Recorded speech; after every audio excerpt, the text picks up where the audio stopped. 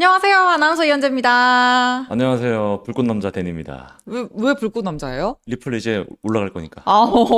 좋습니다. 네. 크립토 인사이트 네. 시작하겠습니다. 오늘은 아기다리 고기다리던 XRP, 리플 이야기 풀어드리려고 합니다. 정체성 파악부터 실수요 검증까지 끝내드릴 거니까 오늘 영상 집중해 주시기 바랍니다. 가장 먼저 기초부터 설명을 드릴게요. 이게 은근히 헷갈리거든요. 코인 이름이 리플에서 XRP로 바뀌었는데 아직까지 흔히들 리플이라고 불리고 있어요. 정확히 말하면 우리가 사고 파는 건 XRP입니다. 리플은 결제와 블록체인 기술을 다루는 회사 이름이고요. 그 생태계와 연결된 디지털 자산이 XRP. 그리고 XRP가 움직이는 블록체인 네트워크가 XRPL인데요. 여기서 이 L이 레저입니다. 그래서 XRP 레저라고 해요. 그러니까 XRP 레저가 경부고속도로라면 우리가 경부고속도로를 타기 위해서 내는 통행료가 XRP. 리플은 경부고속도로에 통행료 사업을 하는 회사라고 보시면 됩니다. 어쨌든 리플과 XRP는 전혀 다른 개념이다 라는 게 여기서 포인트입니다. 그럼 이제 XRP가 왜 만들어졌는지 기술적인 특징을 알아볼 텐데요. 제가 지난 콘텐츠로 이더리움을 다룰 때 코인 시장은 비트와 알트로 나뉘는데 알트는 비트를 이기기 위해서 태어났다고 해도 과언이 아니다. 이런 말씀을 드린 적이 있어요. 그러면 XRP는 비트를 이기기 위해서 어떤 기술적인 특징을 내세우는가 그 포인트를 보시면 이 XRP를 이해하시는데 도움이 되실 겁니다. 일단 가장 핵심은 정산 속도가 빠르다는 거예요. XRP가 움직이는 XRP 레저는요. 거래가 보통 3초에서 5초 정도 안에 확정이 돼요. 진짜 빠르죠. 또 비트코인처럼 채굴자가 문제를 푸는 방식이 아니라 검증인들이 거래가 맞는지 확인하고 또 합의하는 방식이에요. 채굴이 없다는 거죠. 브릿지 자산이라는 특징은 원화에서 달러에서 다른 통화로 넘어갈 때 환승역 같은 개념으로 쓸 수 있다는 겁니다. 한국에서 XRP는 좀 특별해요. 옆집 철수도 앞집 영희도 이게 정확히 뭔지는 몰라도 이름은 한 번쯤 들어봤을 거거든요. 특히 2017년 불장 때 국내 투자자들에게 워낙 많이 알려져서 오래된 또 대표적인 알트코인으로 인식되어 왔다고 볼 수 있겠습니다. 그래서 이 XRP에 대해서 잘 몰라도 유명세 때문에 믿고 투자하신 분들도 많이 계실 텐데요. 괜찮아요. 오늘 저희 컨텐츠 통해서 잘 알고 가시면 되니까요. 제니님, 네. 이 리플, 그러니까 XRP라고 말씀을 드렸죠. 네. XRP 진짜 많은 국내 투자자분들이 투자를 하고 계세요. 데니님도 들어가 보신 적 있으세요? 저는 아니면- 하지 않았고요. 네. 어머님이 어머니께서? 네, 엄마가 하고 있어요. 언제쯤 매수하셨어요? 작년 7월 달이요. 아.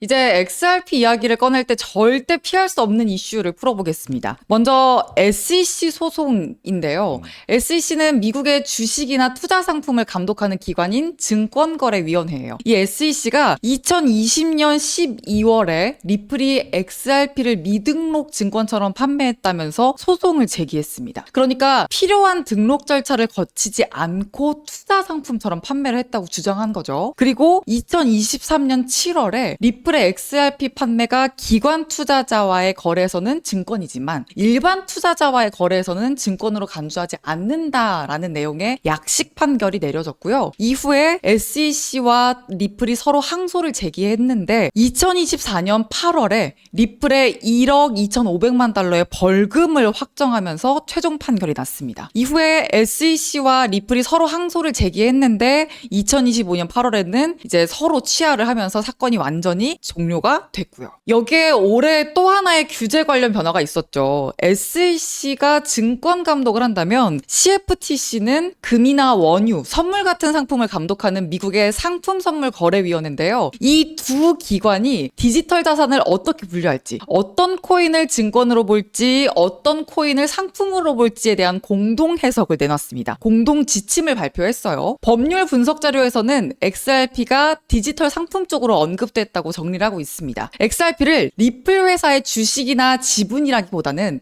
XRP 레저에서 쓰이는 디지털 자산 쪽에 가깝다고 본 겁니다. 하지만 이 공동 지침이 나왔다고 해서 이제까지 뭐 아무 리스크도 없었다. 그래서 뭐 불확실성이 해소됐다. 이렇게 해석하기에는 좀 물음표가 나오지 않나 싶기도 합니다. 다음으로 지금 가장 뜨거운 이슈가 바로 클래리티 법안이죠. XRP에게는 운명의 날인데요. 바로 오늘 밤 미국 상원은행위원회가 클래리티 법안을 심사하게 됩니다. XRP는 이미 SEC 소송을 겪으면서 증권이냐 아니냐 이런 불확실성에 가장 크게 부딪혔던 대표적인 코인이었기 때문에 디지털 자산의 분류 기준을 정리하는 법안은 XRP에게 굉장히 중요한 재료가 될 수 있습니다. 오늘 밤에 규제 리스크가 완화될 수 있는 소식이 들린다면 기관 자금 유입에 기대감이 올라가면서 XRP의 가격에도 상승 압력으로 작용할 수 있습니다. XRP는 투자 접근성도 좋아졌습니다.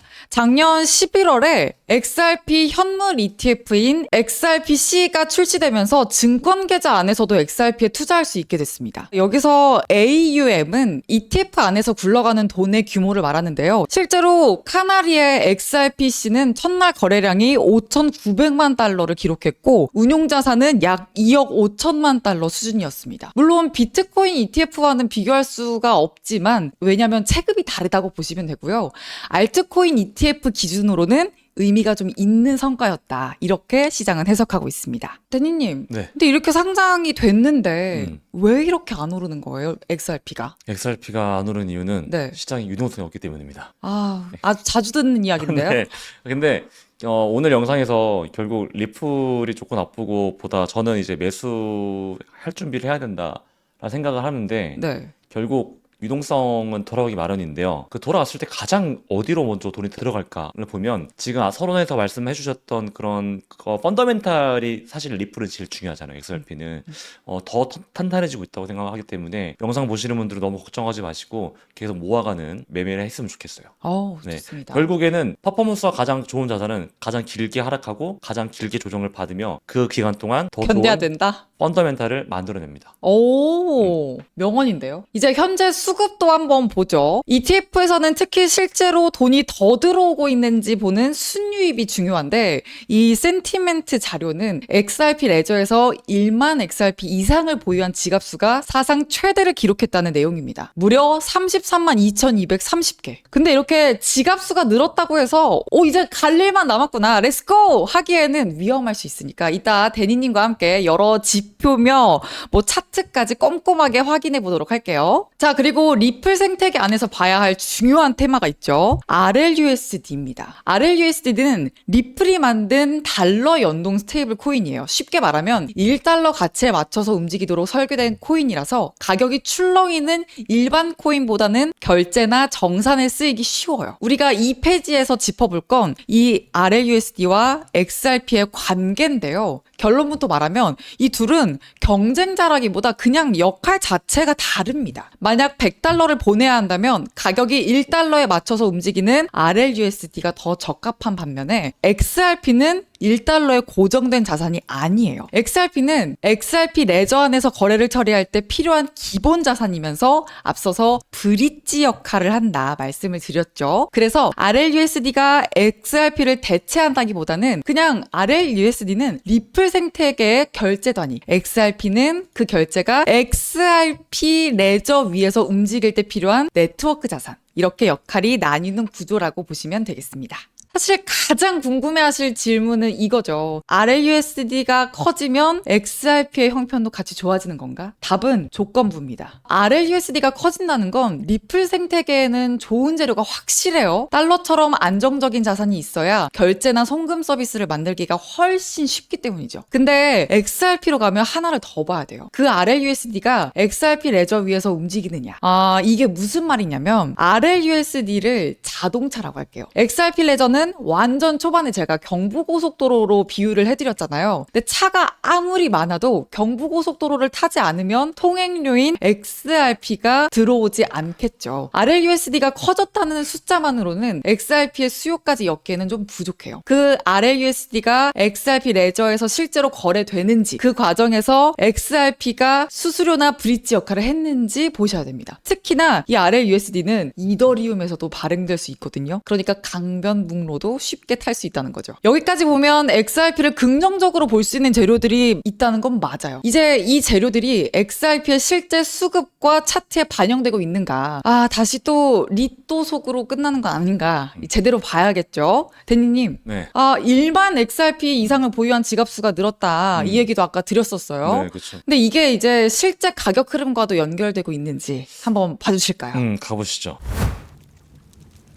자, 일단 지금 리플 결국 XRP 지갑 주소가 많아지고 있다는 거는 매집하고 있는 주소가 많다는 거거든요. 근데 이게 우리가 항상 리또독 하는 게 우리나라 사람들이 가장 많이 들고 있는 게 XRP, 우리 엄마도 들고 있잖아요. 네. 그렇기 때문에 사람들이 항상 뉴스에 자극 많이 받아요. 많이 찾아보기도 하고요. 당연히 조회수 올리려고 그러면은 이 기자들은 리플 매집 올라갈 거다 얘기하거든요. 실제로 기사도 리플이 제일 많고요. 저는 그게 나쁘다고 말씀드린 건 아닌데 매집된다고 바로 올라가지 않아요. 네. 자, 그럼 일단 지금 매집이 잘 되고 있는지부터 확인해 볼게요. 네. 자, 우선 지금 보는 거는 XRP ETF 순 유입 유출 근황이에요. 최근에 보시면 계속 유입량이 늘고 있거든요. 근데 이게 막 드라마틱하게 엄청 크게 늘고 있진 않아요. 사실 지금은 반향성이 나왔다기보다는 그냥 횡보하는 과정에서 매집하고 있다 정도로만 우리가 이해하면 될 것 같고, 전반적으로 자산 운용사들의 움직임을 본다면 되게 좀 보수적이다. 근데 유출은 없어요.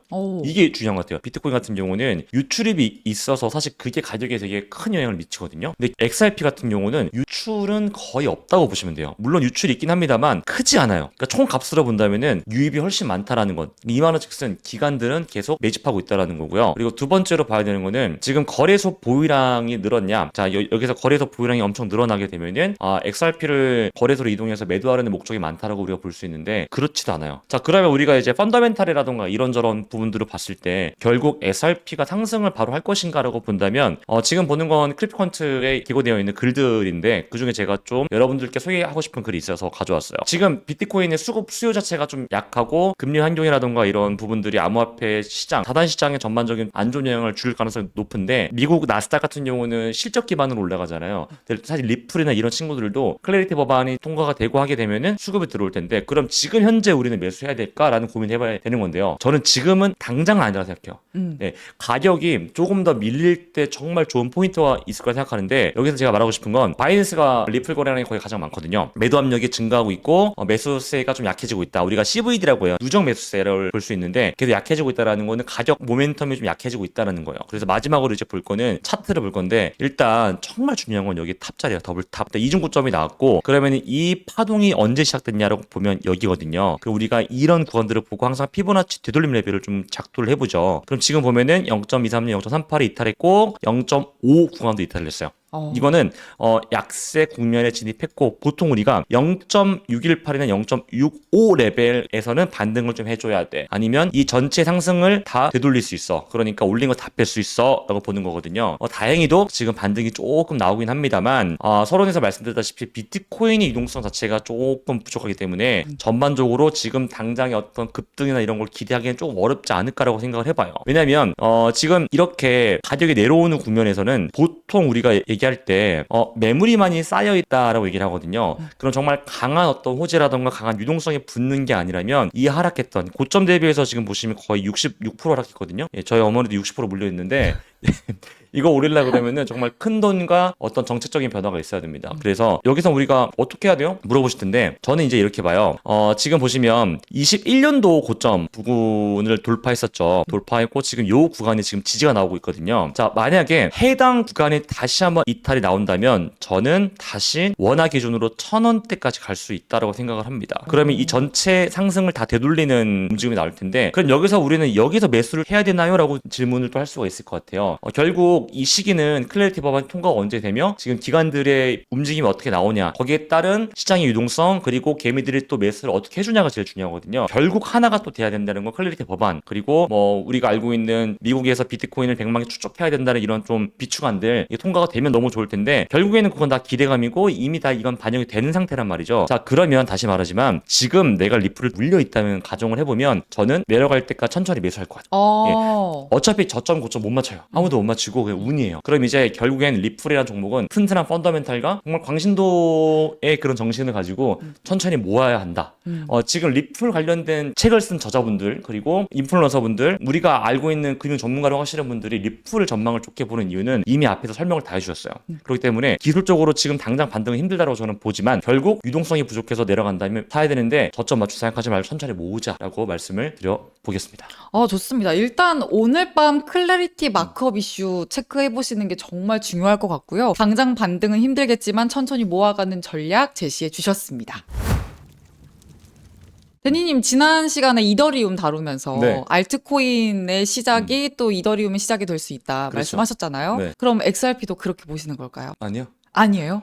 이더리움과 리플은 엄연히 다른데 오, 리플은 더 독자적인 어떤 이벤트가 있죠. 이더리움은 네, 이더리움 위에서 금융 시스템이 흘러가는 거고요. 네, 리플은 그 금융 시스템 자체예요. 오, 그렇기 때문에 지난번에 이런 표현을 들었던 것 같아요. 스마트폰이 있다면 음. 그 스마트폰 안에 있는 앱이 이더리움이다. 이더리움이다. 예, 뭐 예를 들어 플레이스토어, 앱스토어. 리플은 그냥 은행이다. 스탁 엣지 그러니까 좀 멀리 나가서 아마 리플 할 게 되게 많을 것 같아요. 결국 알트 시즌이 오지 않더라도 독자적으로 움직일 수 있는 모멘텀이 있냐? 그럼 그 종목이 몇 개 있는데 저는 이 리플이 유일하다고 봐요. 오, 그러니까 알트 시즌 안 와도 얘는 어떤 통화 정책으로 인해서 혹은 앞에서 말씀해 주셨던 그런 정책들의 통과로 인해서 간접적인 수혜를 받을 종목이 저는 유일하게 리플밖에 없다고 봐요. 오, 유일해요, 이건. 유일무이한 것 같아요. 오, 이렇게 좋은 얘기를 제가 한 적이 많이 없는 것 같은데 네. 여튼 리플 최고다. 거의 뭐 기우제를 지내는 것처럼 안 좋은 얘기를 많이 하셨는데 리플, XRP 관련해서는 네. 독자적으로 움직일 수 있는 유일무이한 종목이다 말씀해 주셨으니까 또 저희와 전략 계속 챙겨가시면 좋겠습니다. 네. 그럼 오늘 컨텐츠는 여기서 마치겠습니다. 구독과 좋아요 눌러주시고요. 댓글 소통도 많이 해주시면 좋겠습니다. 고맙습니다. 감사합니다. 다음에 또 봬요.